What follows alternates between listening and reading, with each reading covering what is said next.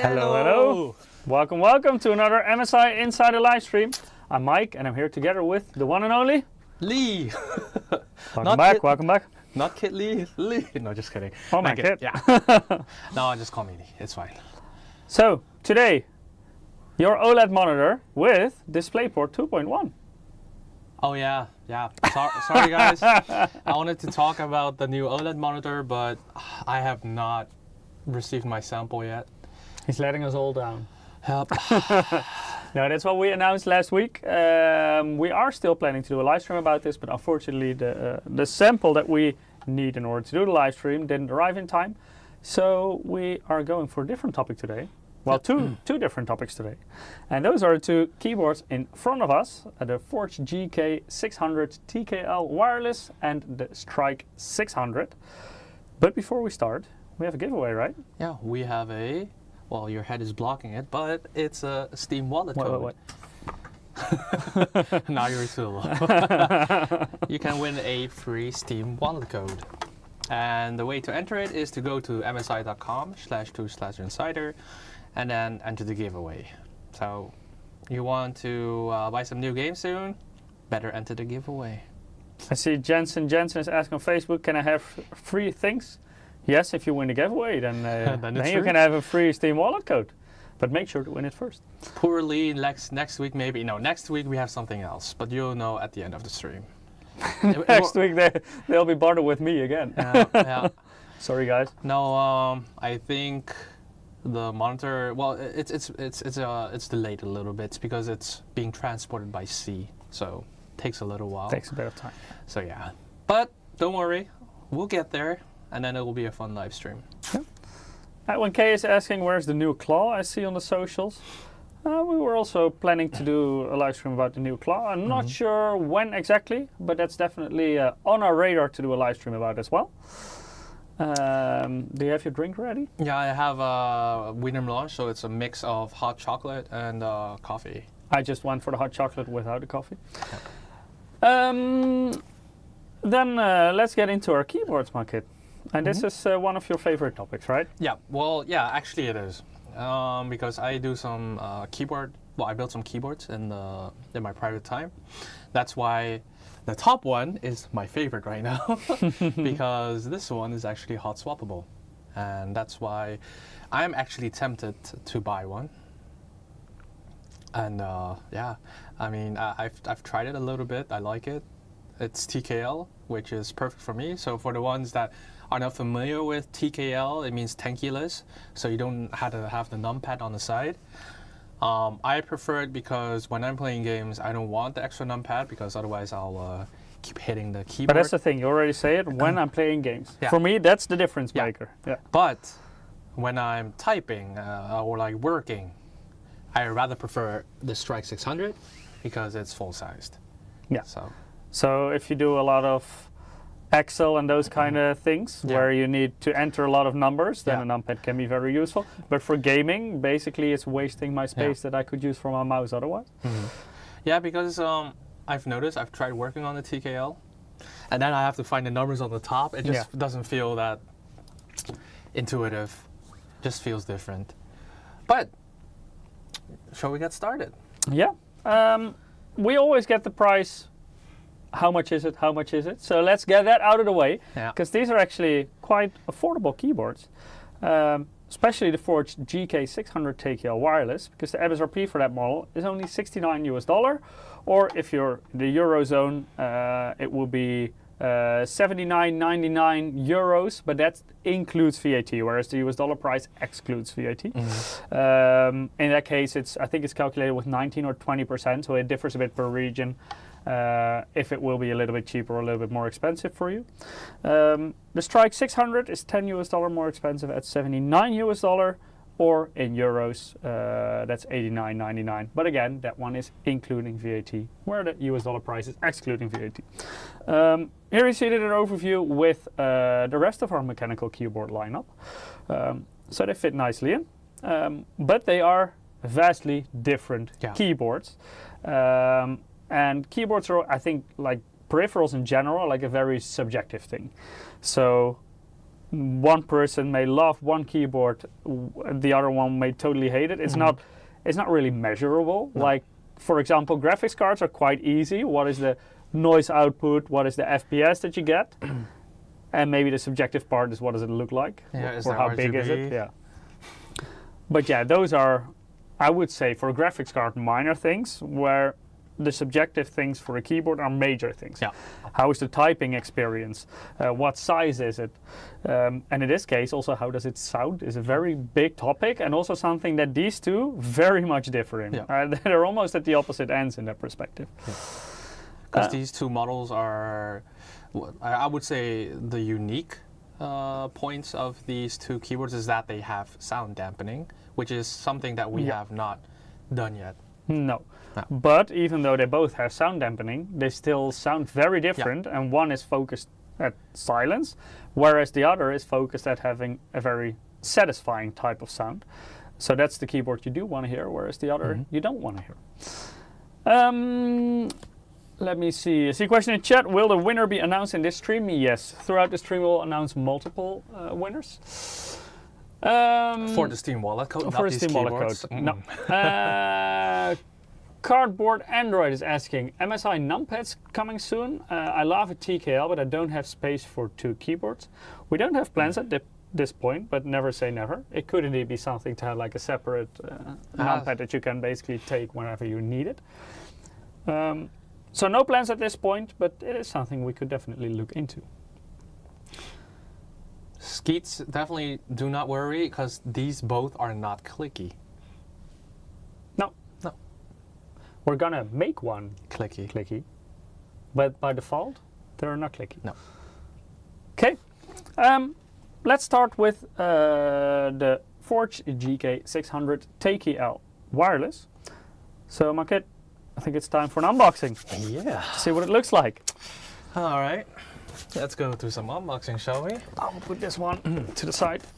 We'll So, grab that one later. this is the color box. So there's a little bit of green in it, as you can see. Yeah, so Becomes the green transparent screen now. is, yeah.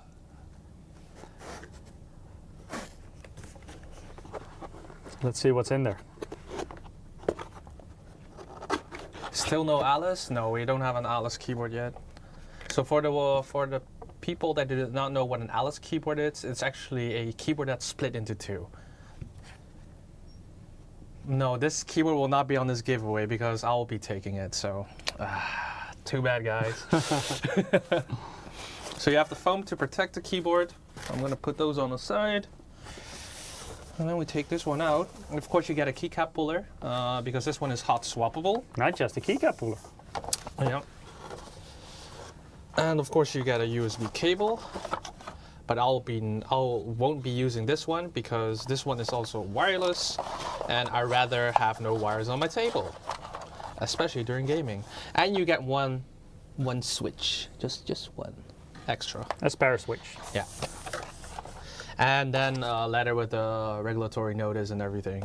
But if you want, What kind of cable is it? Maybe you can show up close, because I think it's a braided USB Type-C cable. Yeah. So it's a USB Type A to C. Yeah. So Type A for the PC side, And this is for Type the C for the keyboard. keyboard side. Yeah. But Of course, you can replace this with a different cable if you prefer to have another one, as long as it's USB Type-C. if you unpack it, it will lose its value. No. I'll make it more valuable because it's been touched by me. Does that make it more valuable? I don't know. I think opinions differ on that one. Yeah, E9K is also asking Type A or Type C. Well, the default cable, Type A on one side, Type C on the other. Of course, you can use it with Type C to Type C as well with an aftermarket cable, as long as it supports data transfer as well. Because some of those cables are charging only. Of course, you can also use a charging only cable if you only want to charge it through that and want to use it wirelessly. But yeah, if you want to connect it to the PC with a cable, then it needs to support data transfer too. So it comes with a dust cover, underrated, but I actually use this at home. Yeah. Whenever I'm not Is your using house my so keyboard. dusty? No, I just like to keep it dust free. Okay, So okay. whenever I don't use my keyboard, I'm I'll way just too put it- lazy to take that off every time and put it back on. I would totally forget to put it back on as well. But we'll remove this as well. But nice to have. Don't forget this one. So here you can see a small screen. Currently right now it's not turned on, but on the back you can actually turn it on. So you have two separate modes. You have a Windows mode and a Mac mode. So right now it's on the Windows mode, and then you can choose if you want to connect it through if you want to connect it wirelessly through USB or through the 2.4. All the spoiler alerts already. We'll talk about all the details later. Okay. This was just the unboxing prop, Monkey. Okay. Monkey already all the information. I'm too excited. Keyboards are my thing. Let's maybe start with one of the main topics, and those are, of course, the switches. Yeah, of course. Because you already started about all the details, but a keyboard is all about how does it feel, how does it type, right? So, the switches in this. KTT Purple Star, they're called, and they're linear switches. Can you maybe explain what linear switches are? Linear switches are switches that do not have a tactile feedback. So when you press it, you do not have that click that you have with clickies or tactiles. Yeah, so basically tactile, they have like a bump that you need to push them over. Clickies, well, the word already says it. You hear a click. So it's not only, you do not only feel it, but you can also hear it, whereas the tactile you basically only feel, but you don't hear it. And linear, nothing at all. So basically it's one smooth press from the top to the bottom with the switch. The linear switches, generally, gaming would be the main purpose, right? For most gamers tend to prefer linear switches, where tactiles, there are, of course, there are some exceptions, and some people love tactile or even clicky switches as well for gaming. But in general, those are the ones preferred for typing, whereas linear is often preferred for gaming. Because the reason for that is also because most of the linear switches have a lower operating force, which makes it easier for users to react faster on their keyboard, because you do not have to put the extra force to actually get the...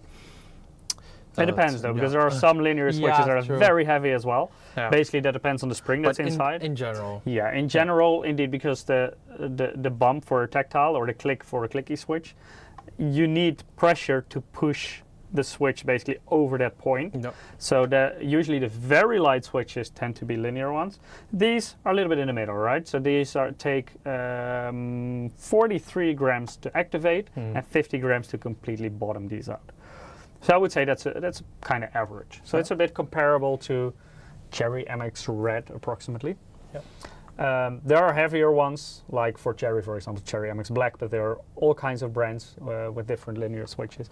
And there are also very light ones. I see Ellen JT says I have 30 gram tactile and find them too light. That is very light for sure. Thinking of swapping them to 60. 60 is all the other end of the spectrum. That is on the heavy side. So usually like 45, 50 grams is a bit average. So these take 43 grams to activate and 50 grams to completely bottom out.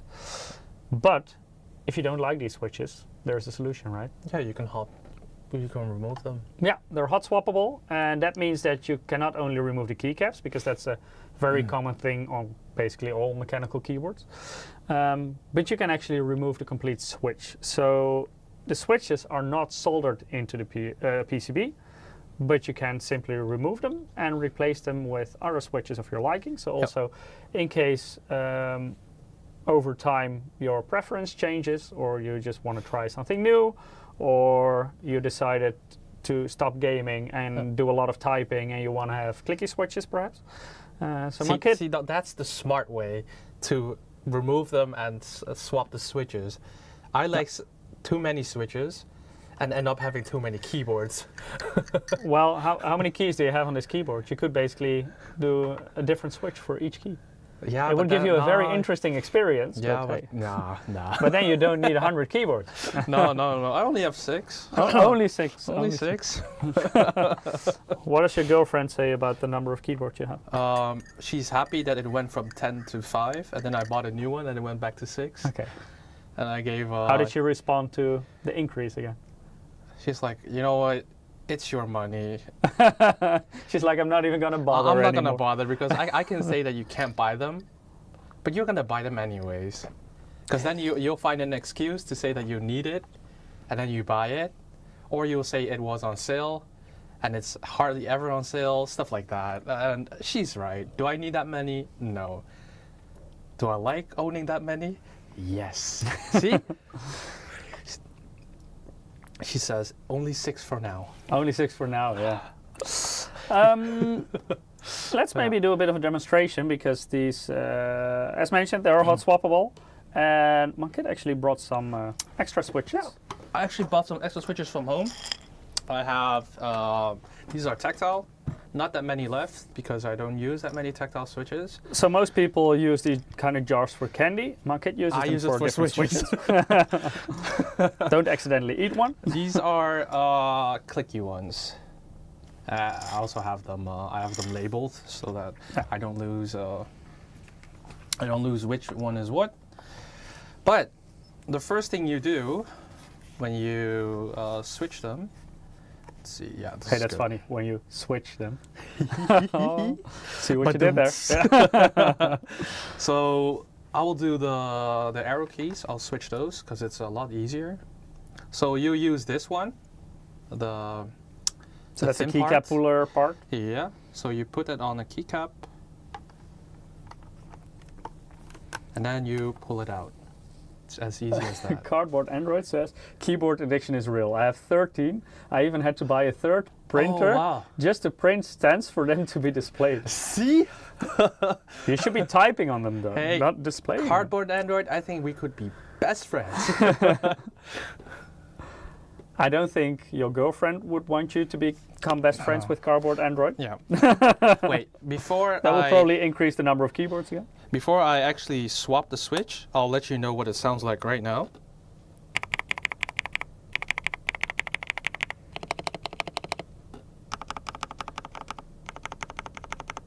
So there's almost no rattle, which really surprised me. And also you can hear that they're linear, so you Yeah. only hear the bottoming out of the switch and you don't hear a click, for example. But I was really surprised what type of quality this keyboard was, because I was thinking, okay, hot swappable, come on, how good can it be, you know? As a keyboard enthusiast, I get skeptical sometimes. But then when I typed on it, I was like, holy, this is actually really good. And the way it sounds, it's like with keyboards you have clicky, you have clacky, you have thocky, and this is perfect. Kitley, I'm deaf. How am I supposed to listen? Wait, is he? No. Yeah. Really? I'm so sorry. Factom uses the subtitles, the auto-generated one. Oh, I'm sorry. But Mankit will explain how it feels as well later on. Okay, so because this will not only change the sound, it will also tremendously change the feel of the keyboard when you replace the full switch. So when you remove the switch, you have to make sure that you grab the bottom end and the top end, and then you push it in, and then you can, you know, from this angle, I can't even see it. Oh, you know what? I'll do it from this angle. Sorry, guys. Maybe I should not have used the arrow keys because you can't really. This thing is too thick. Why do you use the top and the bottom? I use side to side. So here we go. I think you can grab it on both sides actually. No, because you have to push this one in to remove it. No, it also works from side to side. Try it out. Really? Yeah, you can. No. Worked before. You can try it. Here, try it. I tried before. I removed the key from this one. There we go. Yeah, but then I feel like I'm really forcing it out. No, not really. But this is what the switch looks like, and a solo sound of the. Yeah. Was just a switch, so without the keycap. So what I'm going to put in right now is a clicky, and it's a very heavy clicky. Can you explain why? Because you actually know more about this switch than I do. These are box switches. So we, for example, have this in our GK50 Elite. We have with box white. These are basically from the same series of switches, but where the box whites, they use the regular click bar mechanism. That's a bit different than what you know, for example, from MX Blue switches or similar switches, because they only click when you press them down. click bar switches, they have a click when they activate, but they also have a click when they deactivate. So that is how the click bar mechanism works. The box white have a regular click bar, but these are jades and navies, and they have a thick click bar. So basically that's an even stronger click bar that you have to push them over, and also when it releases again. So that gives you a more powerful click basically. The difference, both of them have that thick click bar, both the box jade and the navy, but the jades have a lighter spring, so the navies are a bit heavier than the jade ones. I use these for work because I like the tactile feedback of the clicky feedback of the clicky switches. But now I'm gonna compare the sound of them. Okay. So Nauman Kit replaced specifically the arrow keys with the box navies you put under. Yep. So these are clicky switches. Okay. So this will change the sound, but also the feel a lot of this keyboard. A lot of the keyboard. So in the beginning it was this.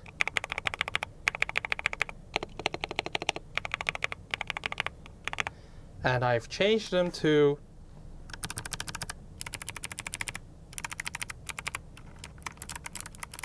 so still the same keyboard, different switches. different switch and therefore different sound profile. And also very different feel, right? Yeah, a lot heavier. Yeah, the jades would be lighter, of course, but also the clicky part of it. Oh, I like this. This is also nice. For gaming, this is very nice. For typing, that is very nice, I think. Do you guys have Hall effect switches? Is the keyboard compatible? No. No, these are not Hall effects. These are not Hall effect switches. Okay, you know what? You can continue. So these are also not analog switches, for example. No. So they only register if the key is pressed or not, but they don't register how far it is pressed, like with an analog keyboard. Simo's asking, hi MSI, these switches are Cherry or Chinese Kale? The box switches are made by Kale. The default switches in this keyboard are made by KTT. So the Kale box switches do not come with this keyboard. We do have another keyboard in our lineup, the GK600 Elite. That one is available with Kale box wide switches, but these come with the KTT switches. You know what? I'll just leave these on. I wanted to remove them, but you know what? I'll just leave it for now. Okay. Yeah. Then let's head over to the keycaps, so you can remove one again. Because these keycaps are also a little bit different than what most of our keyboards use. The keycaps in this keyboard are made from PBT material, so that's a different type of plastic that most keyboards use. So most keyboards use ABS. Both have advantages and disadvantages. No, you know what? I'll just show it like this. Never mind. Yeah. And maybe you can also show the other side, because they're actually very thick compared to what you're probably used to from keycaps. PBT is a very hard type of plastic, and it's also very resilient. So over time, whereas ABS may become a little bit shiny, PBT is known to stay more matte over time. One of the disadvantages is that you don't have PBT as translucent like you have with ABS. So they will not shine through. These are dye-sublimated PBT keycaps. It means that the legends, as they're called, so that the things that are on the key, so for example, if you have the T, then there is a T on there, it won't shine through it. Like you have with ABS, that part is, well, basically, usually what we have with ABS, it is a translucent keycap, and basically there is a coating around the part where it doesn't have to shine through, and the legend on there, so the letter or the number or whatever, that one is shine through. These are not shine through. The keyboard does still have RGB lighting, but you will see it in the background of the keyboard. You don't see the letters and the numbers being illuminated. So that's something to keep in mind. However, the PBT over time... It has RGB? Yes, it does. Yeah, it does. Oh, it does. Sorry guys, I touched the mic. Over time, PBT is known to be very resilient. And it also, I think PBT has a very nice feel to it compared to ABS. Oh, this way. But that, of course, is a subjective thing. What do you think, Markit? Do you prefer PBT or ABS? PBT. Yeah? Yeah. I like the fact that it's more durable. Because, But you're an RGB guy, and you still prefer Yeah. PBT. That's interesting. I don't need it to shine through, to be honest. The thing is, like, with keyboard, RGB is less important than on my computer. Are you really saying this? Yeah. Really? Yeah. And how much of a FPS hit do you get when it is not completely RGB? Oh, a lot lower. Alan JT says PBT is nice to type with. Yeah, I agree. And I also think the sound of PBT is a little bit deeper compared to ABS. It sounds thockier, which I really like. That's why all of my keyboards, they have a different sound profile. Mm-hmm. Some of them sound clacky. A clicky one you heard in the office, and then I also have a thocky one at home. Monkey does not game in the dark on Friday night. Nope, never. Nope. Talking about sound, Monkit, maybe you can pull up the next slide. Yeah. Because sound is a big topic for this keyboard. It has also a very specific sound profile. Yep. And it has a lot to do not only with the switches that we talked about, not only with the keycaps, but also with the internals of the keyboard, because it actually consists out of a lot of layers, and there are also multiple sound dampening layers within this keyboard. If you want to know more about this, stay until the end of the stream, because at the very end we will also completely tear this keyboard down and show you all the different layers that are in there. These layers, they make it sound a little bit deeper, but also certain keyboards that don't have these layers can sound a little bit plingy, so it's a bit like a pling sound that echoes through the casing of the keyboard. Yep. That is not the case with this, so it's a very dampened and deep kind of sound. I think we do we have a keyboard where you can really hear the ping? I don't know if we have one on hand that really has that. No, I don't see one right now. No, because the other keyboard that we'll talk about today, I have one in front of me. That one also has multiple of these layers, so they also don't have that. Alan JT, this is the reason why Eric is not on the stream today. No, because then if he takes apart a keyboard, you will never be able to put it back together. No. And Monkit had to promise Peter that it would still work afterwards. Otherwise, I will offer one of my own. Chronic Mayan says, I'm very interested in this. Good. Because apart from that one, we will also tear the other keyboard down. But the Strike 600. But trust me, this is a very, very expensive hobby. So, yeah. Do not. They're really enthusiastic. Yeah, do not delve into this too deeply, because... well, you can make it as expensive if you want. Yeah, like the more modifications you want to make, the more exotic type of switches you want, or the fancier the keycaps you want, then you can definitely make it very expensive, especially if you get into artisan keycaps. Those are crazy expensive. I've not gone that deep yet. Artisan keycaps is way too much. So those are like very fancy, specific type of keycaps. Usually it's just like a single keycap that you put, for example, on your escape key or whatever. But some of those keycaps are more expensive than this complete keyboard. Just to give you an indication. Let's see. What will be the price for this one? It was 69 USD without tax, right? Yeah, that's 69 USD. That's excluding tax, or 79.99 euros including VAT. Let's see, and will it be for gaming or normal use? It depends. If you like, okay, no, you know what? It does not depend. You can use it for both. It depends on what type of switches you like. You can change it if you want. Are stabs plate mounted or PCB mounted? Ooh. Well, we have a teardown later, so we can figure it out. We can figure out that later. North or south facing LEDs? I think they're south, I believe. We'll find that out later. Yeah, just you know what? You can pull one off and then you can pull one off and see. Cardboard Android says, Team is king for arts and keycaps. I bought a bunch for €2. Yeah, they're also very cheap ones. All depends on what you want. But there are even handmade ones. Some are very pretty, but they can be south facing. South facing. Oh, I do not recommend pulling switches when the keyboard is still on, but So why did you do it? To give the wrong example. To just show what people shouldn't do. To just show them that you shouldn't do that. Okay. For science. I have a membrane keyboard because having the mic pick up the key sounds are real distracting in my opinion. If that is your problem, The other keyboard that we'll talk about today could be your solution to switch to mechanical. Does the keyboard have the option of one green LED color? What do you mean one green? You mean like fully solid green? green? Yes. Yes, you can. Yeah.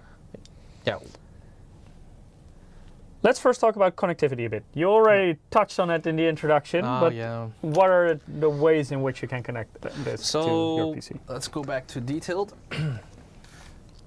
So in the back, we have the USB. So it's a 2.4 gigahertz receiver. It's a nano dongle, so a really small one. So you can just connect this to your PC, and then you switched it to the Wi-Fi logo. And then it's connected through the small USB.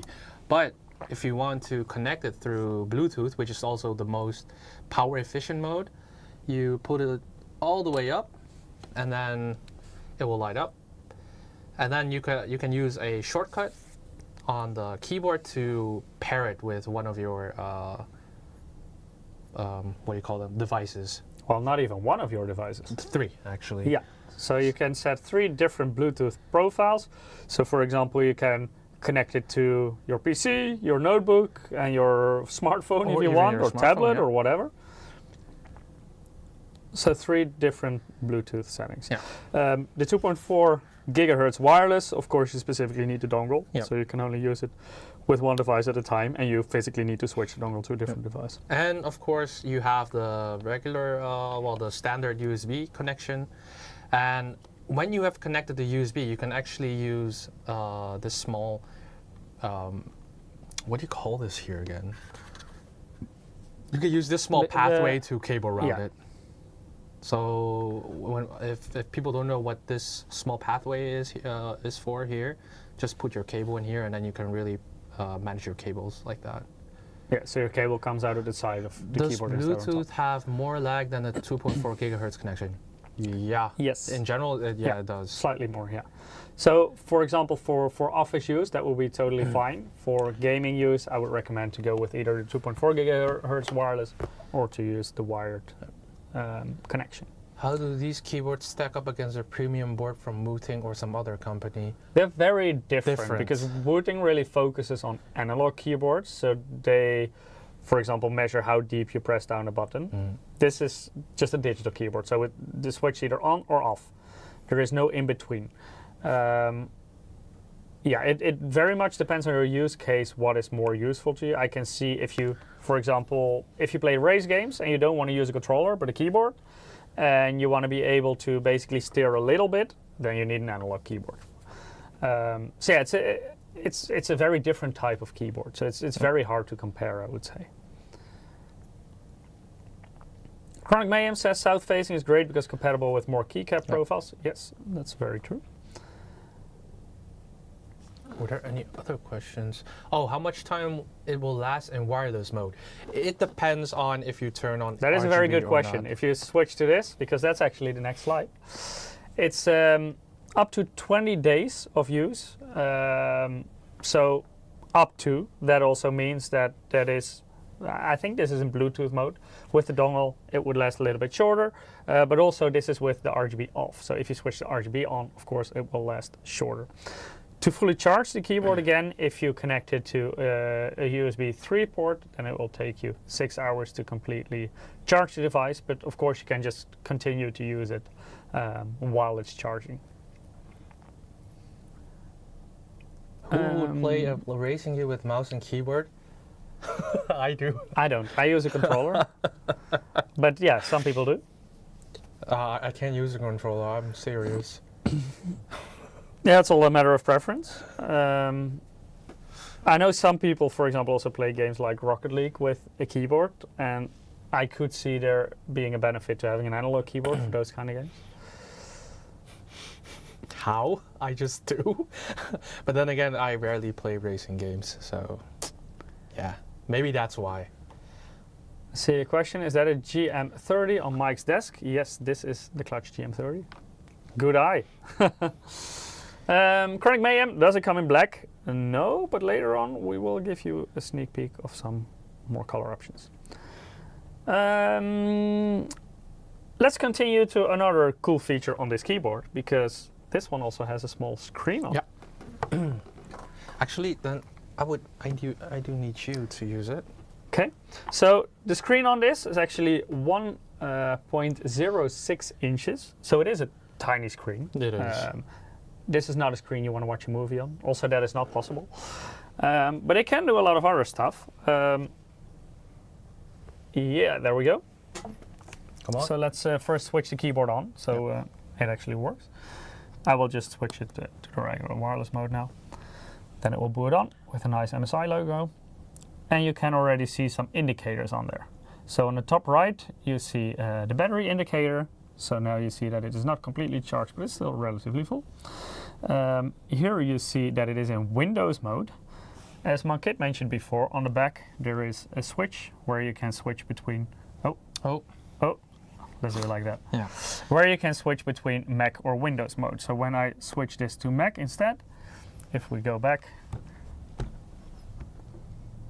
Hey, did I switch it off?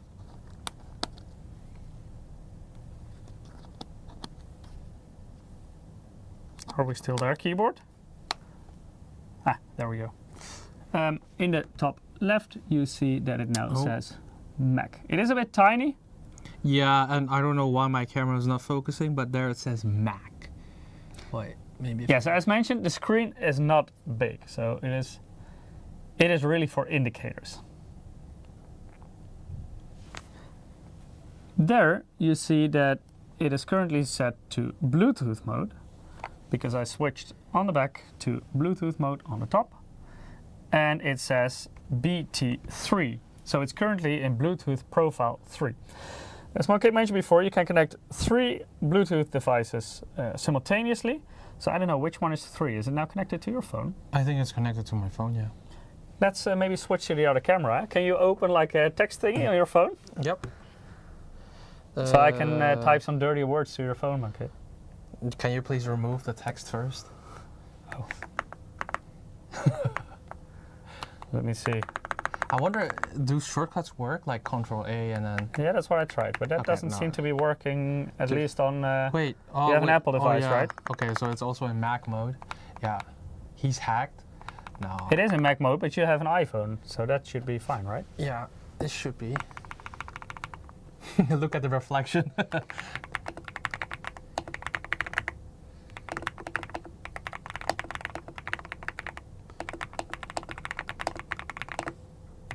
There we go. So you can use it on a smartphone if you want. Yeah. Of course, you can connect it to, I think, most Bluetooth devices, notebooks, but also just computers. Tablets, I could see a use case for if you use a tablet on a stand, but you want to type more of it, then you probably don't want to do it on the screen. Ah, there, we're back. We're back. So that's the Bluetooth functionality. With caps lock, you can also see when it's enabled or disabled. And you can see if you put it in the wired mode, but then we need to connect it to your PC. Yep. Because otherwise you would switch it off. If you put it to wired mode when it's not plugged in, you would just turn the keyboard off. You thought you would not use the USB-C cable today, but yeah. Here we are. I guess I'm wrong. Yes.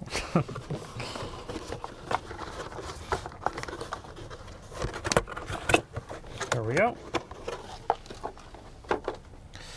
Okay. Use that side. Oh yeah. Let's so we have some more spare cable. It's always useful. Yep.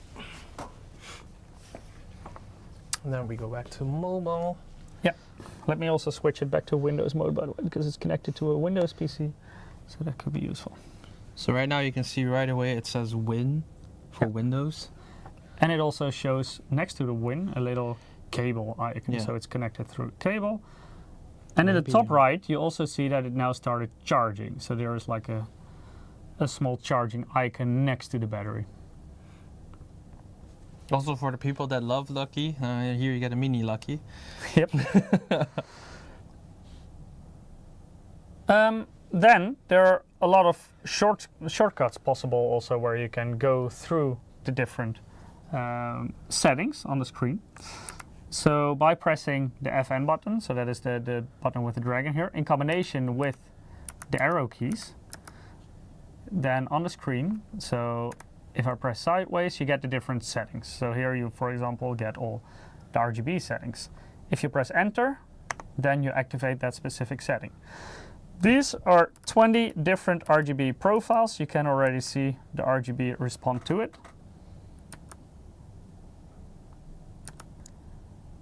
And these are all different types of presets. So this is number 10, 11, so you can see on the screen that it cycles through all those different modes. And all these modes are in Roman numerals, so... But they're also just regular Latin numbers next to it. So here, back to 1, and that's 20. So 20 in total. So I'm now just going to activate number 1. Here you can set it to a solid color. So I think Vectom asked before, can you set it to solid green? Yes, doing this. Now you cannot see the green screen doing some crazy work, but... No, because now we're filming with a different camera without the chroma key. So yeah, you can also set it to a specific color or just to the RGB. No, it's not a magnetic keyboard. This is the brightness. So you can turn this down, and then the RGB is very dim. If you're, for example, in a very dark room and it's too much, then you may want to turn it back and completely open again. It becomes brighter. This is the speed of whatever effect you have on it. So when I turn this back, you see that it slowly goes through the rainbow. When I do it all the way to the right, you see that it goes much quicker. And this is for your audio. So, okay, maybe you can show on your screen. Now I'm adjusting the volume within Windows in increments of 2. So that's how it works. And here you have a very nice MSI logo animation. And then you're back to all the different settings. So that's what the screen does. Yep. So as mentioned before, it has 20 predefined lighting effects. Keep in mind that the RGB lighting on this keyboard needs to be controlled specifically on the keyboard. So this is not compatible with Mystic Light software. It is specifically a hardware function. So also if you connect this to a PC with Mystic Light, it will not recognize it as a device that can be synced with the RGB lighting.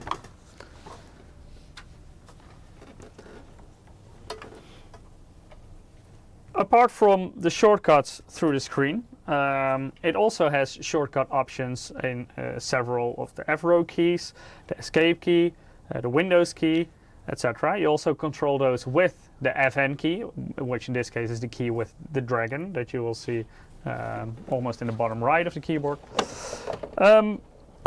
Maybe we can also go through these if you have your close-up camera. Yes. Let me put this back in here. Or do you need the cable actually? No, I don't need a cable. I will just put it in wireless mode again. Here, you can stick the dongle in your PC. Yes. Because some of them also apply to the PC, of course. And some apply to the keyboard. Okay. Yes, there we are. So again, it works with the same key that you used with all the settings through the screen, but for that one you use the arrow keys, and now we're going to do all the key combinations.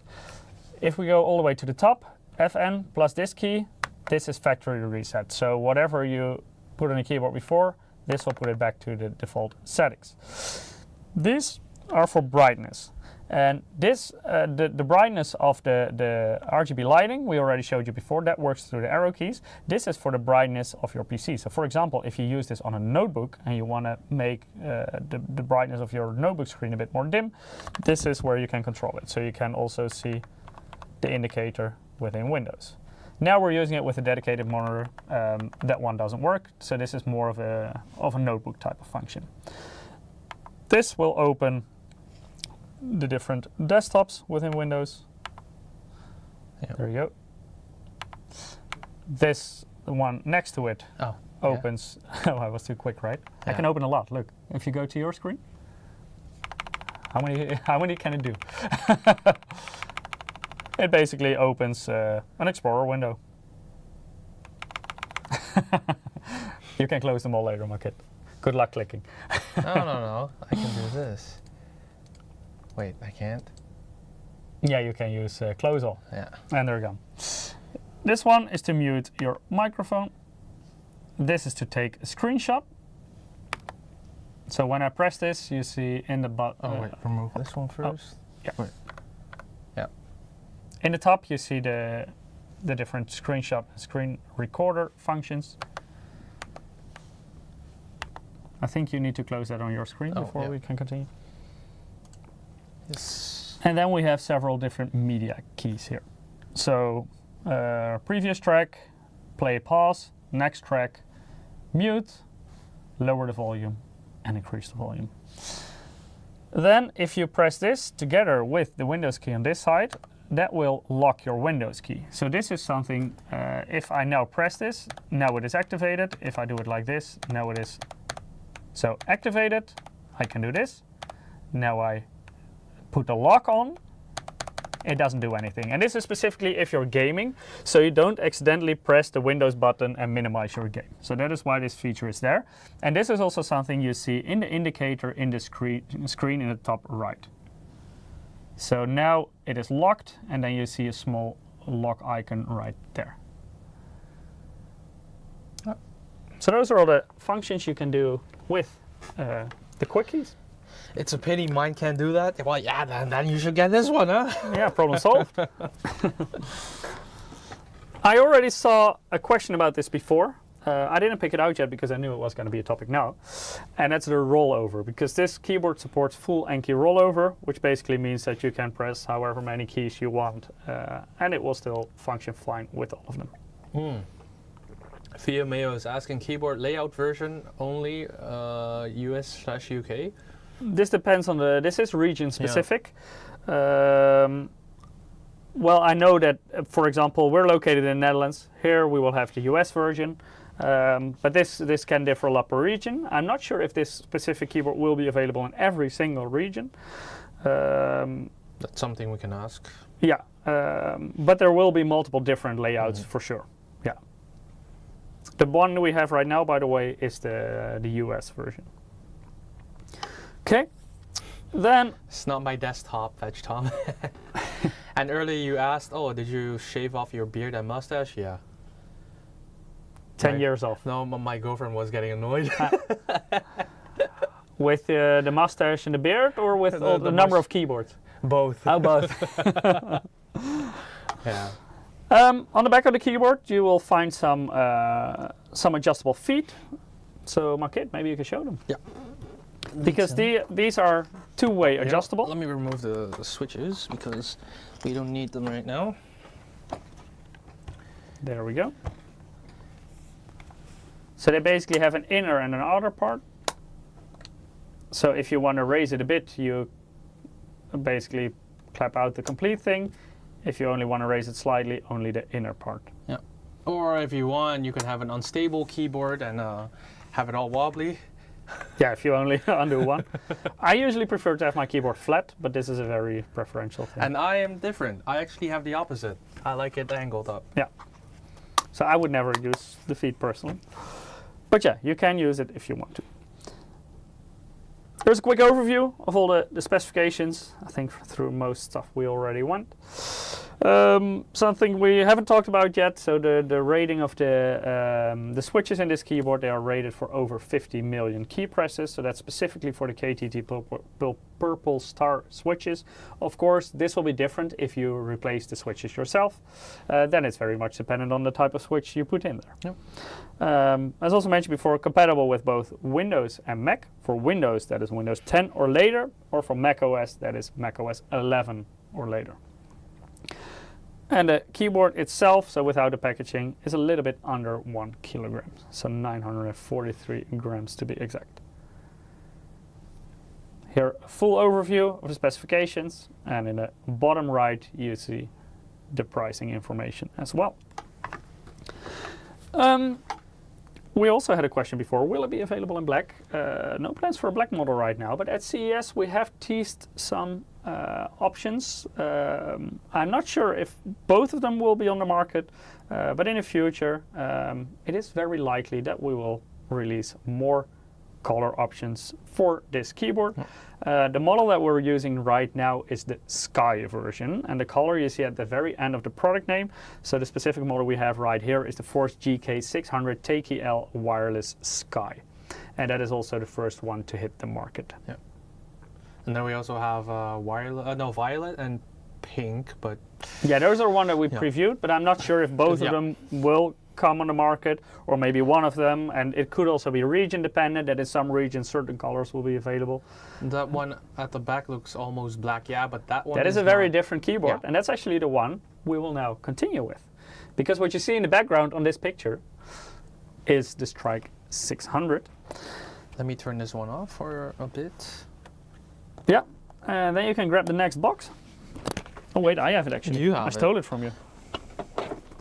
I think you should do the unboxing. No, that's hard because the camera is there. Oh, okay. It's much easier from your side. This one is called the Strike 600. Not hot swappable, but we'll get through that later. So this is a very different keyboard, even though in price they are very close to each other. There is only $10 US between them. In terms of characteristics, this is a very different keyboard. Hey, you could have packed this a little bit neater. I didn't pack this. I can see that. But black one, yeah. Does MSI also have mechanical keyboards? Yes, we actually Both of them that we talk about today are mechanical keyboards.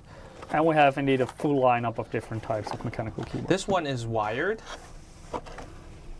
Yeah. Let me put it here. So we do have to use the cable for this one. That also means that this one doesn't come with a USB dongle, for example. Because this one is always connected with a wire.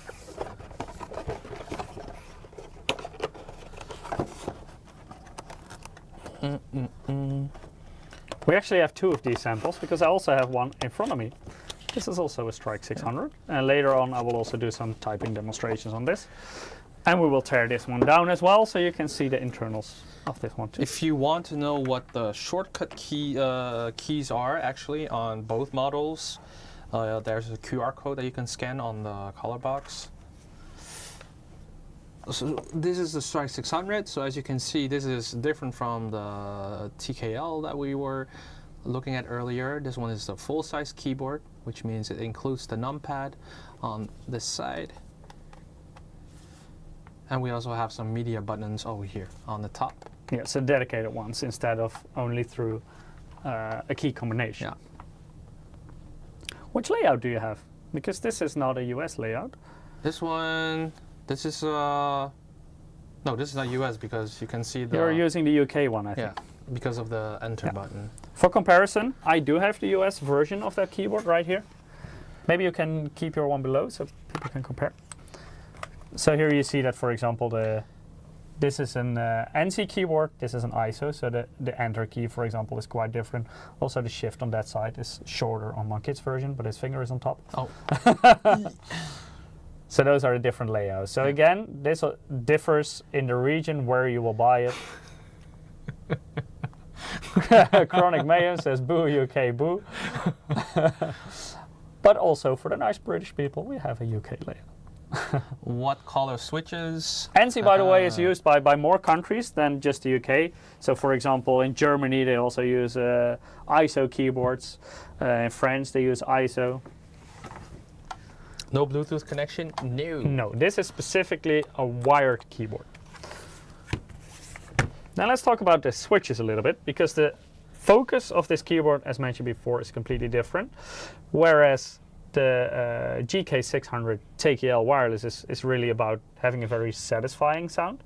This one is specifically targeted at people who want as little sound as possible from their keyboard. So before, someone was already mentioning I use a membrane keyboard because I think mechanical keyboards are too loud.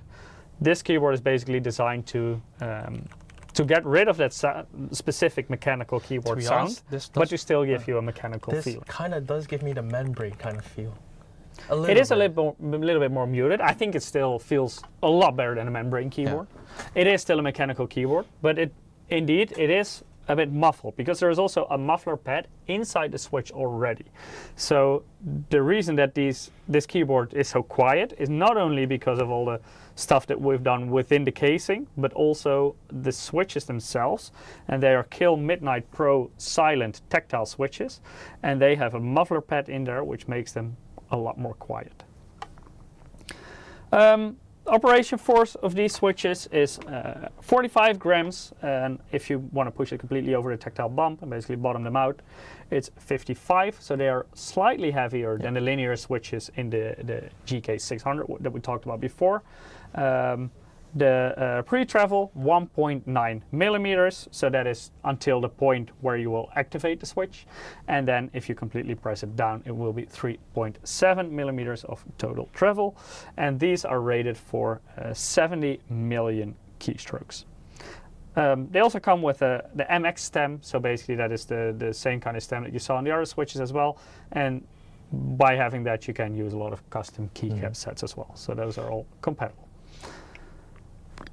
Do you have, okay, so Pasta Engineer from Twitch is asking, MSI Gaming, do you have a keyboard with a fingerprint reader? No. Not at this point, no. Zembo from Twitch is asking which switch colors are good for gamers. It doesn't really depend on which color, because you have tactile switches that can be red or blue. It really depends on the type of switch it is. So you have linear, clicky, and tactile. And for shooters, I would recommend linears because they don't have a. You could just fully push them in without needing to activate the Tactile bump or click. tactile bump and the other word, it's not in my head Click. right now. The click. RPGs, I think the same. I haven't played that many RPGs, but the only environment that I would use tactile or clicky would be work, for me at least. Yeah, it depends a lot on the Yeah. type of games. I know that a lot of StarCraft players, they actually tend to prefer tactile or clicky switches very often. I totally agree with you for first-person shooters. I also prefer linear. So yeah, it all depends on what you want to do with the exact keyboard. I saw another question. Simho says, Cherry is better for me. 8 years ago, I think I would have said I agree, because back then different brands of switches were a little bit behind on the quality of Cherry. Nowadays, I don't agree with you anymore. And I may even argue that Cherry has been overtaken by other switch manufacturers. A lot of switch manufacturers have released a lot of different options, and also, for example, for clicky switches, I'm a huge fan of the Kill box switches. So the one that we just demonstrated, like the navies and the jades, but also in the GK50 Elite where we have the box white. I think those are for clicky switches. They're extremely satisfying with the click bar. I prefer those over Cherry MX Blue, for example, which is the clicky equivalent of Cherry. I haven't gotten any Cherry switches anymore. Nowadays, there's so many different types of switches and other brands that are not Cherry. I've actually, in my opinion, caught up and actually also offer, like Michiel said, different. Way more options, because the Cherry portfolio is relatively limited. They also do have a certain type of silent switch, but I personally think this one is a better type of silent switch. And also in terms of linear switches, there are also so many options, like the KTT ones that we just talked about, are very smooth switches as well. I also like the Gator in yellows or the Gator in inky blacks, but well, there's one company that I get a lot of switches, that I actually buy a lot of switches from, but there are a lot of brands nowadays of switches. And that's the cool thing about, for example, the GK600 being hot swappable. You can just pick whatever you like. You can try out different stuff. And I also have a switch tester, so I know which ones I actually do like. Yeah. So But there's a lot to try out. Yeah. There are so many switches available on the market, all with different characteristics, different stiffness, etc. Yeah. So just try it out and see what you prefer. But I would advise look beyond just Cherry, because the Cherry, of course, they still have some decent switches, but there are a lot of very good options out there. Yeah. Yeah, clicky with blue switches and at work to annoy my coworkers. I think I'm the only one using them now, right? Clicky ones. Yeah. Well, I was forced to use the this keyboard, to be specific, so the Strike 600, because I'm a very loud typist, and I usually use the GK50 Elite with the box wide ones, and those are clicky ones. So I tend to be very loud at the office. So I was forced to use the Strike 600 because it's a lot more quiet. But now I needed it for this live stream. So today I've been typing on my box wides again. I like both actually, but the one is a lot quieter, especially when I'm typing on them. Yeah. I noticed, like, when he started to use the Strike 600, the first thing I noticed was, why is the office so much less loud? It's so quiet right now. And then I noticed that almost every colleague was swapped to the silent one. But I always bring my keyboard with me, so I don't use any of the office. And then I'm the only one that is loud. But then again, I don't type that loud. So, yeah, because usually with the box wide, I was overpowering everyone in terms of noise. But now with the Strike 600, it was a big difference. Sometimes I thought he was rage typing, but then he was sending an email to a colleague. So maybe I was still rage typing. It depends on which colleague it was. But yeah. Zembo7 is asking, what are the differences between Kill and Gatoron switches? This is a very difficult question to answer because Kill has got a lot of different switches and Gatoron also has a lot of different switches. So they both have a full portfolio of switches. Some are linear, some are tactile, some are clicky. So it is basically impossible to combine the brands as a whole. Yeah. Really look for the specific characteristics that you're interested in, and then you can compare the different ones on offer. So for example, for the clicky ones, I really like the Kill box ones. That's a very specific type of switch that I really like. I know Gatoron has a couple of very nice linear ones for sure. They have a few very smooth ones. So yeah, just look at the characteristics first, and then decide on which brand does offer the right switch for you. And if your main focus is gaming and you want to use less force to press your key, then you should look at the actuation force when you buy the switch, because that's most important to you, because you probably want to slightly press your key and make sure that it registers. So in that case, the lower the actuation force, the better it is for you. And in general, tactile and clicky switches, to completely bottom out, tend to be slightly heavier, because apart from the spring, you will also have to push them over a bump or a click. Yeah. So of course that requires a little bit extra force. Chronic Mayan says 55 to 65 grams is my sweet spot. Yeah, I think for most people that's on the heavy side. I also like heavier switches. You usually use lighter ones, right? For gaming, I think mines were 47. Yeah. But I'm not sure what the Jade Box navies are. Oh, the navies are heavy. Yeah, because when I started Because which one do you prefer, navy or Jade? Navy nowadays. Okay. Yeah, I have the same, but I also have to get used heavier. to it, because in the beginning the navies were too heavy, so my fingers would get tired. But after a while, I got used to it, and now it's fine. Cardboard Android says, too light isn't so great as you tend to hover over keys when gaming. Too light means you maybe accidentally push. That is definitely something that can happen, but it's also something that, in my experience, you kind of get used to at a certain point, and you use a keyboard over time a bit differently. What I had when we were still developing a keyboard, we used a very light type of switch. In the end, this never made it to the market, so we never released this product, but we used an extremely light type of switch. So Peter gave me a pre-production sample to try at home, and my controller was out of battery. So I plugged in my controller, and then I was playing Rocket League, plugged in, but the cable was resting on the Windows key, and I didn't have a lock on. So in the middle of my game, I pressed the Windows key and minimized my game because the weight of the cable, because the switch was so light. So yeah, definitely very light switches. They can have downside in that perspective. Usually when typing, I think it is possible to adjust to it quite easily. But yeah, the cable did activate the switch then. I actually have that problem right now with a magnetic keyboard. There are times that I don't even notice it, but then I'm kind of like resting my fingers on the key. And then you accidentally press I it. already activated. Yeah. And like it's certain situations that doesn't really matter, but in the middle of a game and you press the Windows button, that's very inconvenient. Or like when I'm typing in chat in a game, and then I don't notice it, but then I'm And typing. all of a sudden there's like a line of one letter. And I'm typing E. I'm like, no. But yeah. By the way, Monkit, do you know what time it is? Oh, time for a giveaway. What a good idea.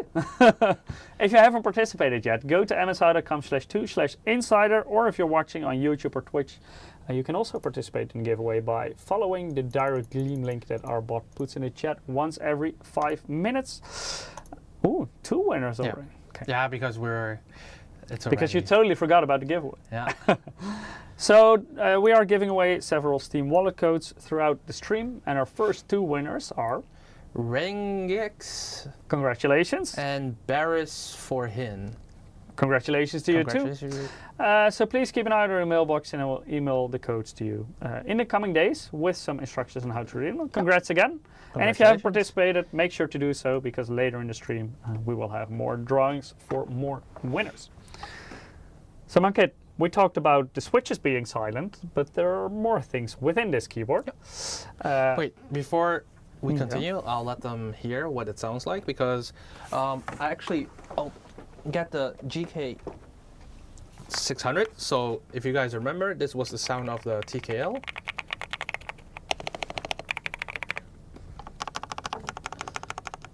So still quite loud. Well, I wouldn't say loud, but if you compare it to the silent keyboard.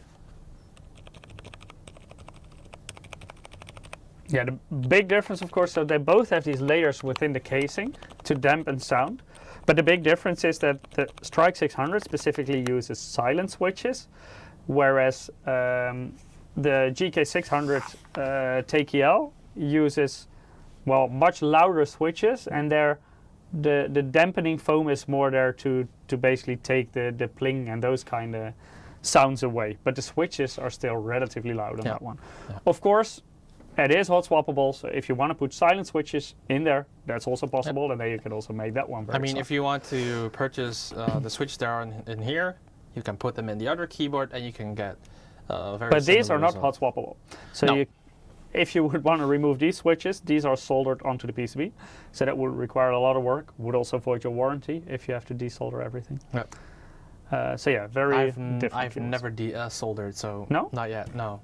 Well, I don't have. It's a lot of work. Mostly. Yeah, but I also don't have an environment that allows me to solder, because when you solder, there's some toxic like fumes that get released when you solder.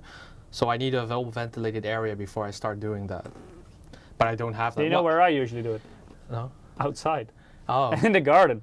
Oh, yeah, I didn't. It works fine. But now I can do it. I can do it in the garage. So perfect.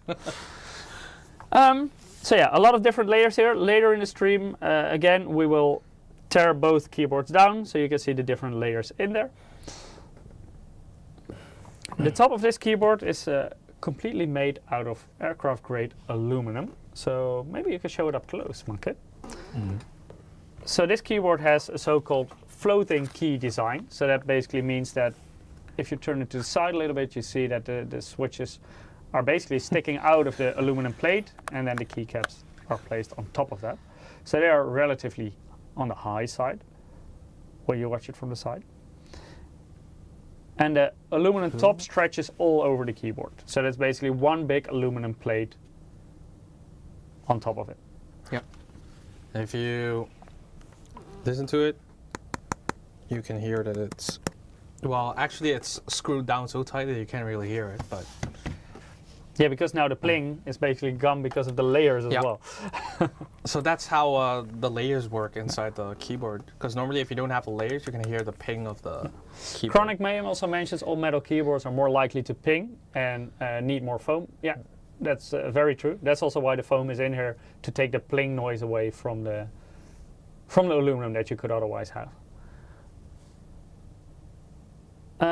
Let's go to the media keys, because this one has dedicated ones, so not only through a key combination, and it also comes with a volume wheel. And you can turn that on the top side, but you can also turn it from the side of the keyboard. And if you press it, that's when you will mute the volume. The other keys is for previous track, next track, and in the middle you will find the play pause button as well. So those are the dedicated media keys on this. Of course, you still have more media keys available through the key combination as well. But these are the dedicated ones.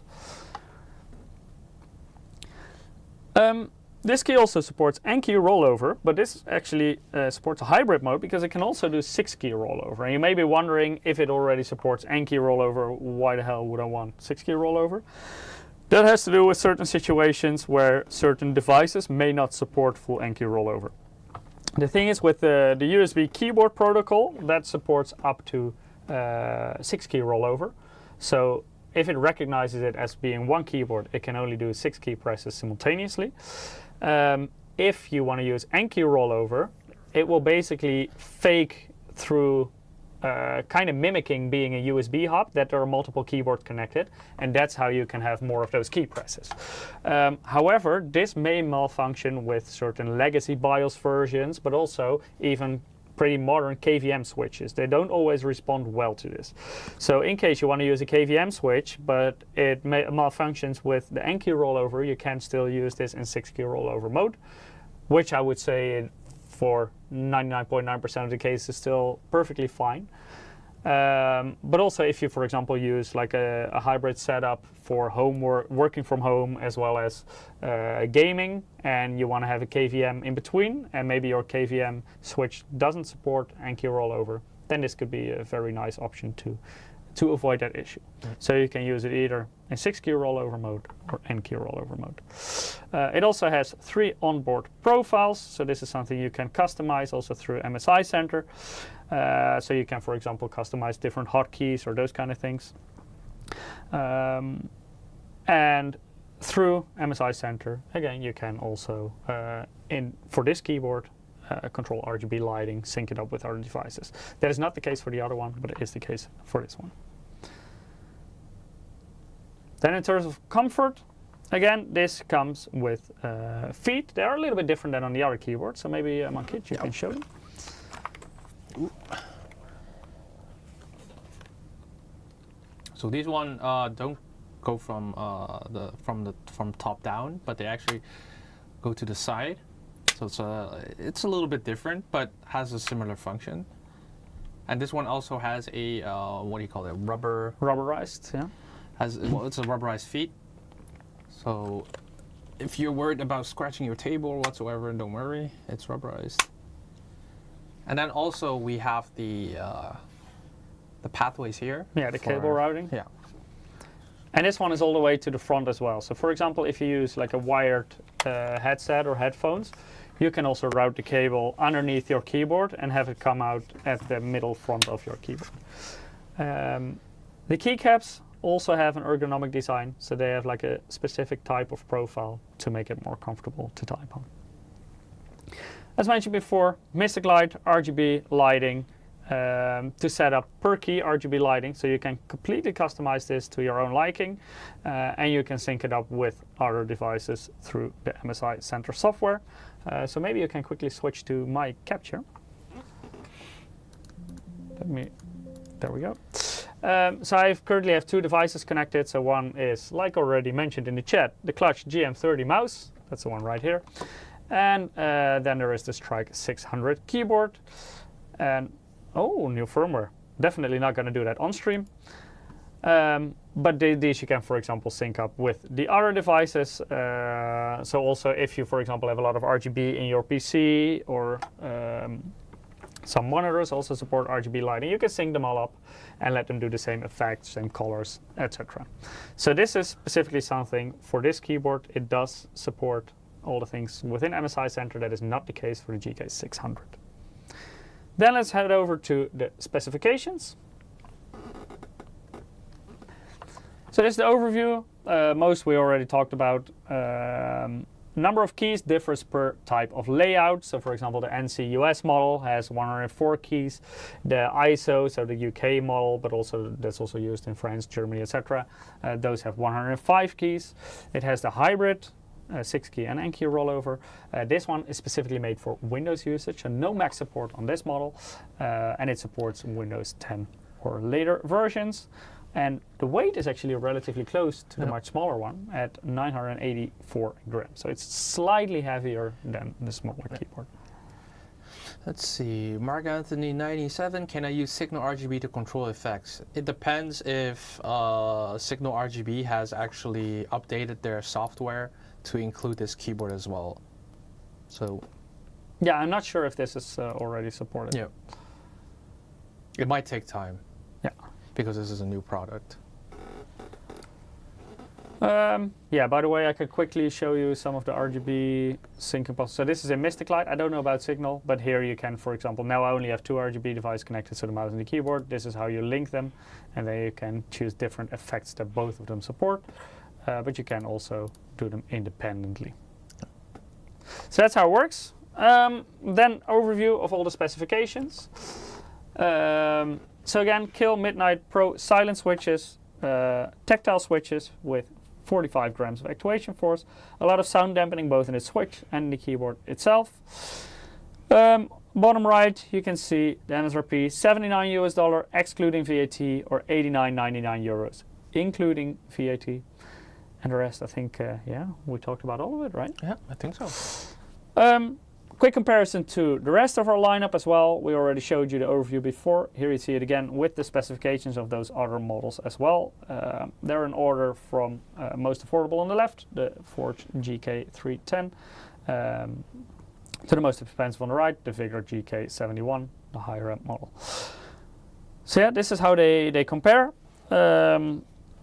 As mentioned before, the GK600 is a little bit special because they come with the KTT Purple Star linear switches, but you can swap them out. Of course, that will change some of the characteristics. In terms of keycaps, I think the PBT is very nice in the GK600. The Strike 600 has ABS keycaps. They're octagonal keycaps, that's the shape of them. Benefit of ABS, of course, being that also the legends on them, so the letters or the numbers, they also illuminate with the keyboard, whereas they don't on the GK600. Okay, my kid, that's it for all the theory. Let's put them to the test. You can screw this one open, or do you want to test them out? I want to first test them out before we destroy anything. Before we perhaps brick them. Hey, a little bit of self-confidence, my kid. So we're going to do a little bit of Typing of the Dead, which is a typing game where basically we have to type as quick as we can to stay alive. There we go. All right, I need to connect it. Use. So I'll be using the GK600.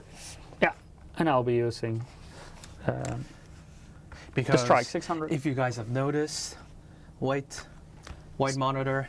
So my kid will be loud and I will be silent for a change, because usually when typing I'm the loud person. Oh, now it's in. And doesn't matter. In our game we will also one by one put our microphone in front of the keyboard to let you hear the difference in sound as we're typing as well. But first let's get into the game a little bit. So for the people who are not familiar with Typing of the Dead, there have already been different versions of it. This is the Typing of the Dead Overkill. You can play this multiplayer, which is quite cool, because then it's kind of a co-op game where you have to survive together. It is basically zombie waves, and to kill the zombies you have to type certain words. So that's how it works.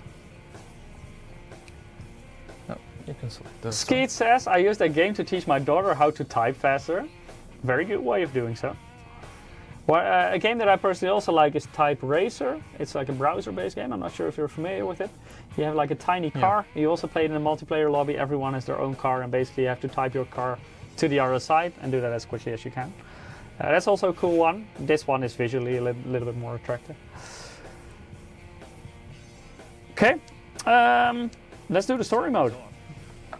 Let's see. Okay, Monkit, what difficulty can you handle? We can do agent. Yeah? Yeah. Not modern? No, we could. Can you handle that? Not sure. Or that one? No, that's too easy, right? Let's Agent? do agent, yeah. Okay, let's do agent. Okay, so our tactics. I try to type everything on the left of the screen and you type everything on the right of the screen. Sounds good. Okay. Let's go for it.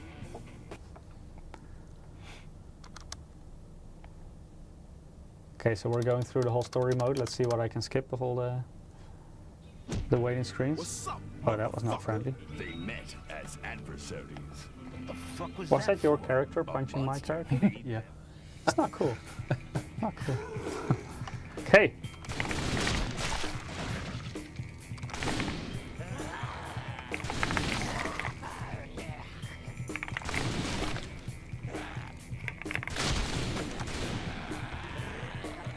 Okay, we got them.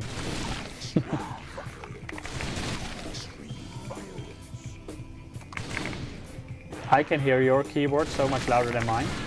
Yeah. Oh, okay. Wait, I think. So if you see the red things around it, it's me typing the word. If you see the blue things around it, it's Monkit typing the word.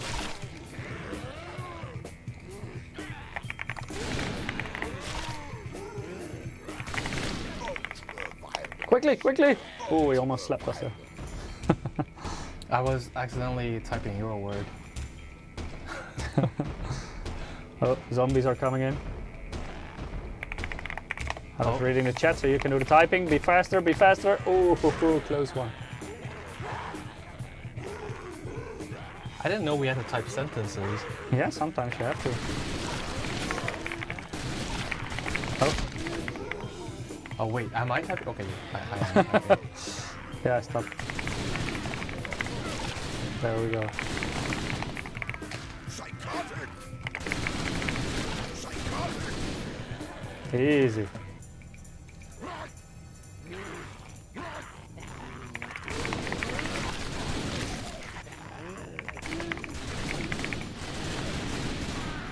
This is still very doable on the agent mode. Yeah.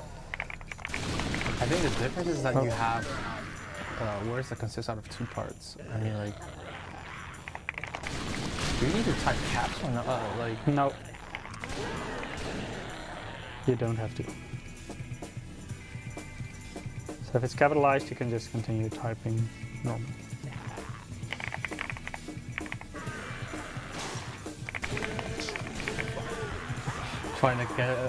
trying to take your words. Sometimes when they're stacked on top of each other, I just wait a bit until you started typing so I know which one to type. What the? Combo log. This is so weird when you have to type the same word 3 times in a row. Close. There we go.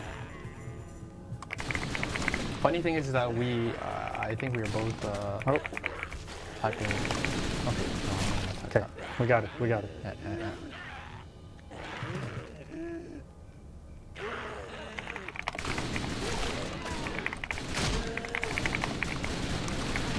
Oh, wait. All good, all good. Okay, the next level, I will put my microphone in front of my keyboard. Yeah.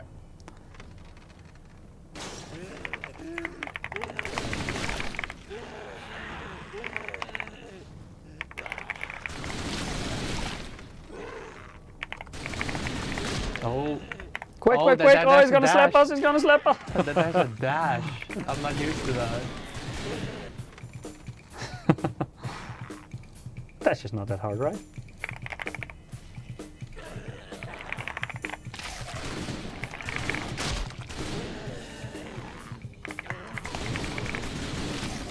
go.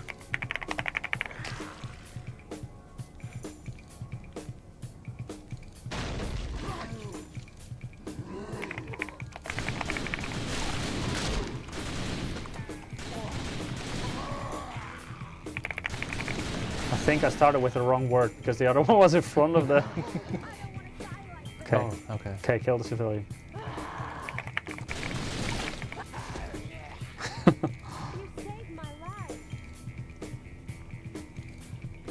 Horrible game for someone with dyslexia. Yeah. Does dyslexia also make typing a lot harder? I'm not sure actually. Not sure either. Because you don't have to spell it out yourself. Basically, it's just copying the letters.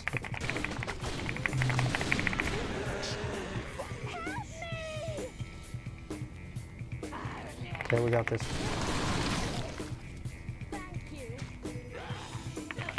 Oh, you were on my side.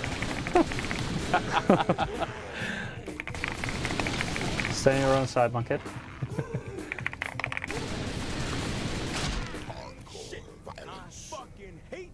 Mutants. How many times It's do I a have to long tell you level as well. not to Yeah. use the Z word?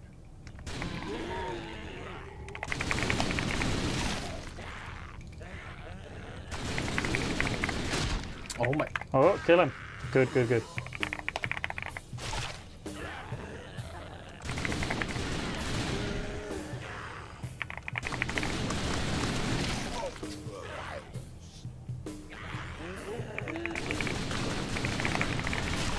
We're on an express elevator to hell going. Shut up and press the button. Ooh. Okay, I think that was the first level. I suppose, at least.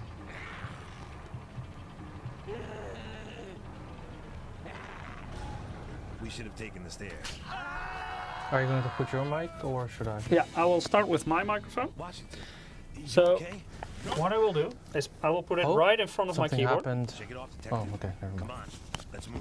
So for the So you people can- that are against ASMR, don't like typing ASMR, I would suggest you lower your volume. You will hear me less loud now because my microphone is on the table, but you can hear my typing better.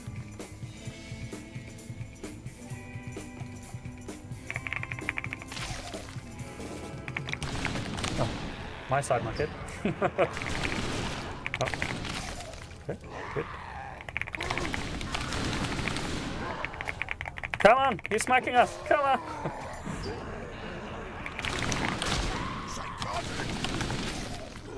Nice.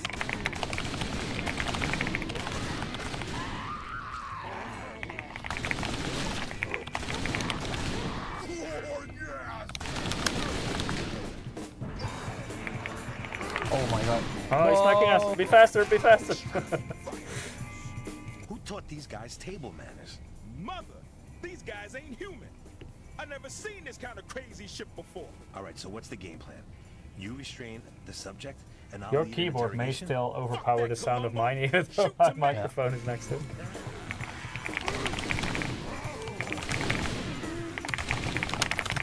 Oh, yeah.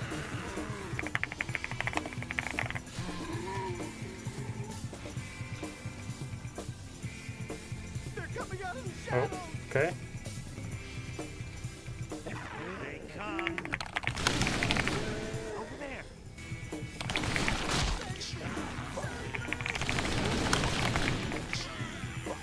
All good. Think we should tell him the elevator's out? I say we let him find out for himself.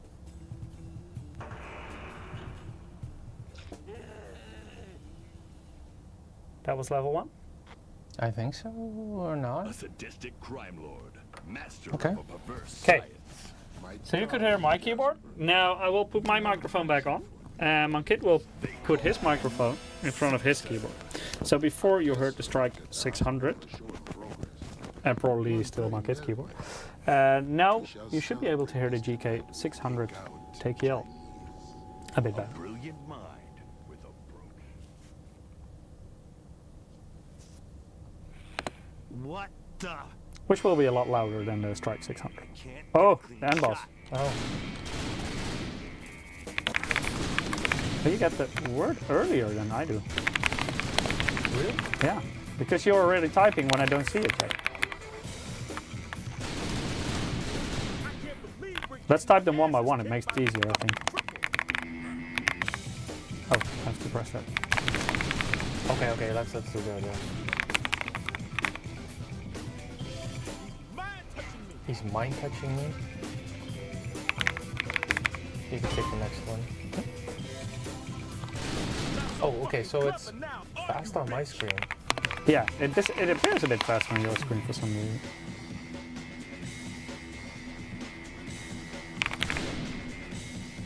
Me or you? I'll do. Come then. You? Yep. It's our special tactic. You?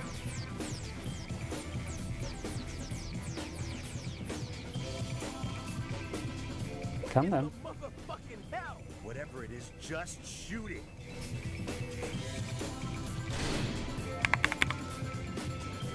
Not so fucking clever now, are you, bitch?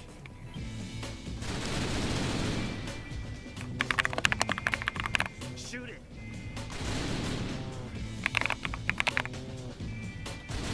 It makes it a lot easier if you do them one by one, I think. Woo! We got him. Boom! But I think everybody could hear the difference. So chat, what do you think about the sound? Which one do you prefer? How do you say that shit without My more silent keyboard or Mankit's more satisfying sounding keyboard? Like the title says, Soundgasm or silence? Which one do you like? Silent, I see. It says comics found 0 out of 1, records found. I did see some, but I don't know how to pick them up. Do you have to type something to pick it up? Let's see, accuracy, 92%, I got 86. I got more kills, ooh. You got more perfect words. What is a gorgasm? Yeah, so most of the viewers, they like the quieter one more. A quieter one, okay. See, this is all subjective, all personal. Because you But- prefer that one, right? Oh, I definitely prefer this one. I still prefer my clicky box of white GK50 Elite. But shall we screw them open? Yep, let's do it. Okay. But maybe before we do that, let's do Another another giveaway? giveaway. Okay. Let me put it on USB. Yeah, let's first. unplug my keyboard first. Oh, where's my mouse? Oh, different mouse. Da, da, da, da. One or two. Let's do one first and do one later. Draw.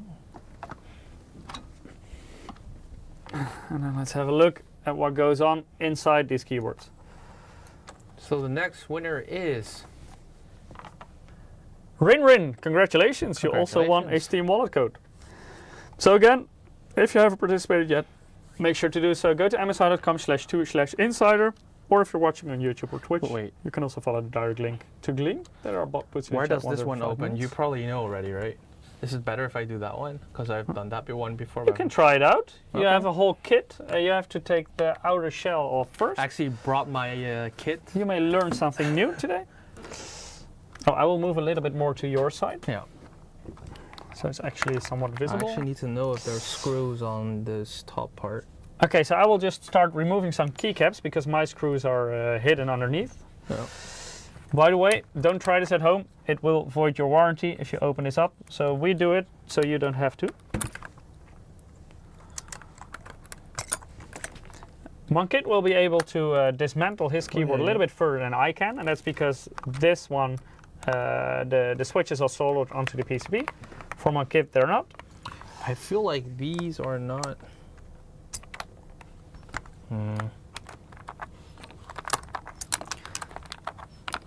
So I'm now removing some keycaps because in my case the screws are. I need some more cable here. There we go. The screws here are hidden in between those. Interesting.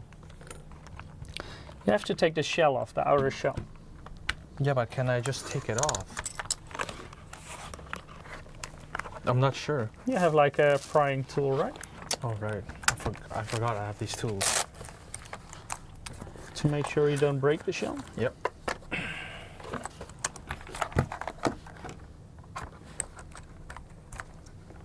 I feel like it's... No, never mind. So chat, which model are you more interested to see the insides of?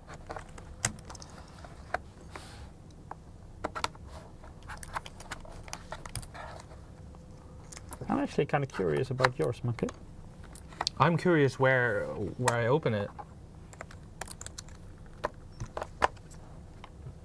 You can do it. For science. Let's see if there are any more screws. Yeah.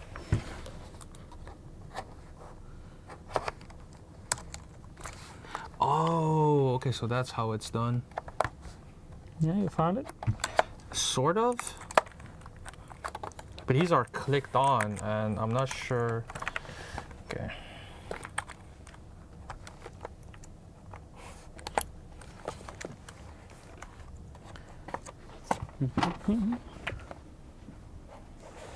Let's hope I don't crash the camera. So it gives you a little bit more of a view.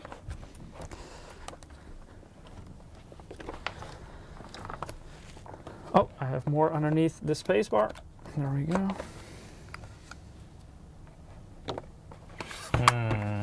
Maybe a different tool. I'm just trying to find all the different screws underneath. Oh, found two more. There are a lot. Yeah, Yeah. quite a few. Mark Anthony is curious about the black one, so this one that I'm dismantling right now.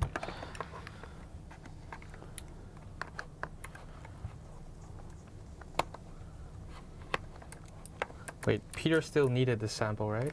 Yep. So you were not allowed to destroy it. Oh no. This one is really it's a little bit more difficult to... Yeah, the thing is, this one is relatively easy because it's a floating keycap design, so there's no casing around it. It's basically just an aluminum plate with the keys floating on top. I actually don't want to do it. Just be careful and you can. No.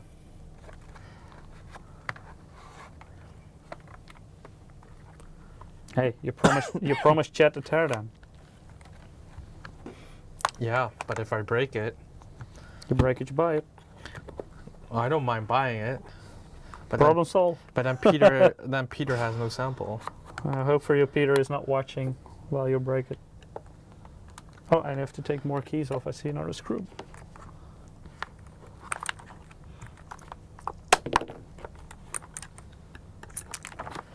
There we go. Oh, you can already hear the cracking. But that's fine. Cracking, breaking, or just opening? No, just opening. Oh. Then it's all fine. Okay, this one. This one does indeed have a lot of screws, my kid. Yep.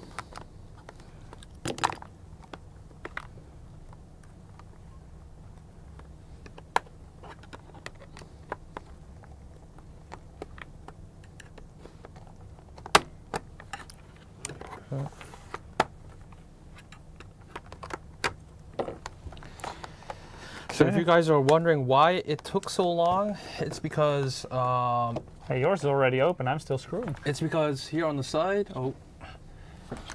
because here on the side you have these holes where it slits into. So I had to push it out to so that it can actually oh wait, let me get the right view. So I had to push it out on the sides to make sure that it can be pushed out. Let's see. Normally I would... Oh, one more screw. Oh, whoops. So that's the flat cable connecting the battery. Yeah. Oh, you can leave it out. It's easier to show. Because now you can see the small PCB at the back where you have the buttons on and the battery. So maybe you can show it up close. So this is the battery, the 4000 milliamp battery. Milliamp hour. Oh, milliamp hour. And this is where it connects to the keyboard, so to the PCB. And this is the PCB with multiple foam layers. I'm trying to see if I can get it out without breaking it. So guys, please don't do this at home. It will void your warranty. Oh, I do have more screws. Even though we're doing it right now. Nice piece of e-waste you have there. Oh, more. Ooh, I'm afraid actually to remove this. Why are you so afraid of everything? Because it's here connected to the screen. You can do it. Just be careful. You can do it. You just be careful, and I'm telling you, I'm afraid to break it. Come on, Chad. Talk some self-confidence into my kid. He can do it, right? This is not an issue of self-confidence. It's the issue of not wanting to. I clearly Pay for have it. more screws. There's so many screws in this one. They're all hidden underneath keycaps. Look, because I just don't know how this screen is actually hooked up. Can I just remove it or not? That's something I don't know. The screen is hooked up with a small... Yeah, but if you try to push it up here, not sure if it's possible. And like you said, it's already connected, so let me see if I can just remove layer by layer. No, that's sticked onto each other. No, I have more screws. But where are they?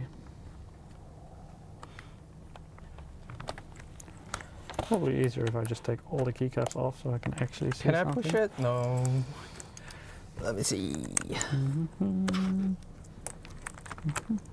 Okay, you know what? I'm not gonna push it out because I feel like this is somehow pushed together. But I can just show you from here. So you have a couple of gasket mounts. So these are gasket mounts. Oh wait, let me see. This small rubber thing here, it's gasket mount. Let me try. No. And the gasket mounts actually help with reducing the pings in the case. And also makes it so when you press, you can see it flexing a little bit. But I'm not sure if I can just take it out. I feel like the screen is kind of like stopping it. So yeah, no. Yeah, no. Is that a yeah? Or No, I'm not gonna take it out because the screen is here is blocking it. Or wait, did I just? So maybe we can get some layers out. No, it's actually it's. Can I? If you say can I, you know I will answer yes.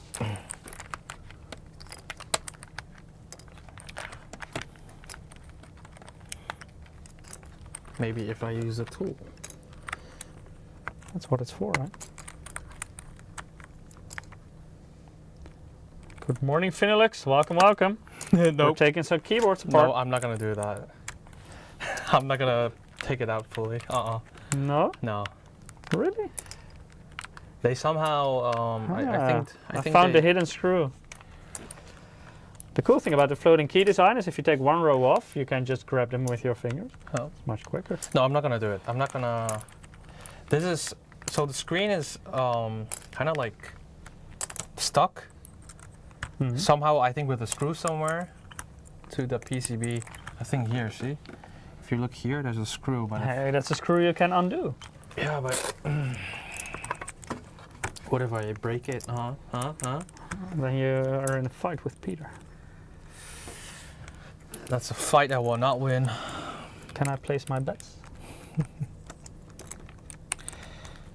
We'll see. We'll see. Okay, I remove the screw. Can I remove it now? I don't think I can remove it. Nope. There's a screw somewhere else. Are you screwed? Yeah. Nope. There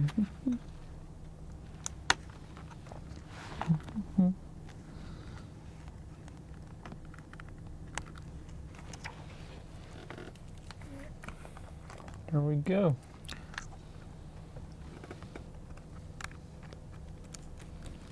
If it were my own keyboard, I would have done it, but Okay. it's not. Shall we make some space so you can show this one? Yeah. We'll hand it over. There you go. So here, at the bottom, you can see that there's a The Strike 600, by the way. So yeah. this is the silent one. You can see that there's actually an extra added layer to actually remove to reduce the sound, the pings inside the case. So this is actually quite thick. Let me see if I can pull a part of it out. Probably can. Yeah. So it's actually quite thick, especially for. So it's like a rubber layer. Especially because this is behind the keyboard. So if it was too thick, you wouldn't be able to close the keyboard. Make sure that I don't break the cable, but you can see here it's quite thick. So this actually fills the bottom of the keyboard so that it doesn't sound as hollow. And then you have multiple layers here beneath the PCB. So those are also dampening layers. Yeah. Well, what I used to do, I used to use painter's tape and actually put like a thick layer. But nowadays they have like these foam layers that you can just put on the PCB. So I can actually remove it a little bit so you guys can see. This is actually a latex layer, and this is a silicone layer. So if you don't, well, these are like specifically cut for this keyboard, so that's a nice thing actually. How well is this held into place? Yeah, normally the keyboard is just an empty shell where you put the PCB, which would be let's say the motherboard of the keyboard. Because now we can completely take it off. You can see the back of the PCB. Yep. So this is the back of the PCB, and this I would call this the motherboard of the keyboard. Yeah, basically. And then we have another layer above the PCB, but I don't think you can wait. Maybe I can show it with my mobile cam. Yeah, so this one we cannot open up because the switches are soldered into the PCB. So basically that, so the PCB Can you hold it? on that side, yeah. And then the switch on that side, they basically hold it together now. So we cannot separate those. So here you can see like another foam layer. Unless we desolder everything, of course. But we're not going to solder inside of here and inside here. So that's what helps with reducing the ping of the keyboard as well. Here you can also nicely see that these are 5-pin switches. Yep. So with switches you have, oh great, detail. You have different types of pins, so you have 3-pin and 5-pin. And the biggest difference is that with 5-pin, it's more secured on the PCB. But basically, it has like two almost stabilizer pins. So they're very small pins on both sides, and they basically make sure your keys are a little bit less wobbly. You can, on the hot swappable one, the GK600, you can still use it with 3-pin switches. So for example, the example switches that Mankit had with him today are 3-pin switches. It still works. It wouldn't work the other way around. So if your PCB does not support 5-pin switches, you can only put 3-pin in there. But a way to make, oh wait, let me put the layer back on. A way to make 5-pin, 3-pin is to clip them. And one easy way to do that But that is not reversible if you clip them. So one easy way to do it is to use a nail clipper. Sounds very... you have to lift this one. It sounds very budgety, but that's actually the easiest and the fastest way in my opinion. So we just put a nail clipper and you put it on the 2 extra pins and then you just clip them off. And you'll recognize which one to clip off. It's never the metal pins on the keyboard. So now we're putting the foam back on. I will walk to the other side and show you the back of a switch so you can more easily see it. Hello, focus. So this is the back of a 5-pin switch. So here you see the 2 contact points. Let me see if Those are 2 of the pins, and the ones that actually basically create a circuit how you activate the switch. Then you have the big pin in the middle. The 3-pin ones also have that. And these 2 pins on the side are the stabilizing and then ones. these are 3-pin. So this is a box navy. You still have the big one in the middle jade and the 2 green. contact. Buff. Oh, sorry, jade. Yeah, it's jade. But you don't have the 2 pins on the side. So if you hold them on top of each other, let me put them in the same direction. Okay, it's not as sticky anymore. So now I have to hold it while putting it back. So that's the difference between a 3-pin, that one, and a 5-pin, this one. Yep. I want an MSI guts. What do you mean MSI guts? You mean like? You need to show some guts by opening things up. No, I think he wants. I think he wants intestines. Guts. Okay, now you No can. guts, no glory. Now you can screw it back on. We'll do that later. Let me first show you how many screws I took out of that aluminum top plate, because it's quite a lot. This is what I just took out of that top plate. So it takes a bit of time to take this apart. But it is nice and secure in there. So with this one, TKL600, this is the place where it connects to the battery. So it would be right here. And here, this ribbon or this cable connects the screen to the PCB. And let's see. I'm just gonna click this switch a few more times. It's very satisfying with the click bar. And then if you go to the other part, here is where you connect your USB-C cable into, so that you can see that here in the back. So if you connect it here, it ends up So another additional here. PCB And behind the main one. Yeah, and this one connects it to the PCB. So And this is also where to you will this. find the buttons. So the switches to switch it between Windows and Mac mode, as well as to switch between the different wireless modes. So or also the wired one. So wired, Bluetooth, or 2.4 gigahertz. That's all on that PCB. and this one also has like an extra rubber layer. So Hey, if, my kid, I see some screws on that PCB. That means possibilities. yeah, but I don't want to do that I can do that. because I already know that if you remove it, Let's see. Trust me, these extra keys to like swap the modes, they will get loose a little bit. We'll be fine. Okay, this stream is proof. I didn't do it. I will blame my kid anyway. No, we have a video proof. It wasn't me. I will make all the evidence disappear. It wasn't me. Trust me. So this is the other side of the PCB. Let me unplug the battery. So that's what it looks like. And here you see the USB Type-C connector. And then these are actually the switches. So there and there. So this is a 2-way switch. It's basically a dip switch. The 2-way switch is the Windows and Mac. And the 3-way switch is the Bluetooth, the wireless through a dongle, and the wired mode. I warned him. I like to take everything apart. So can we also take the battery out? Yeah. Oh, of course we can. There we go. So this is sticky. That way it stays in its position here. And just like as with the Strike 600, you can remove this whole rubber. So it becomes the empty shell again. But to reduce pings and everything, I would leave it on, so it sounds better. But yeah. I'm telling you, good You luck. play it so safe. Good luck. We'll be fine. I will just blame it on you anyway because I dismantled it. No. We'll be okay. We will get it back in shape.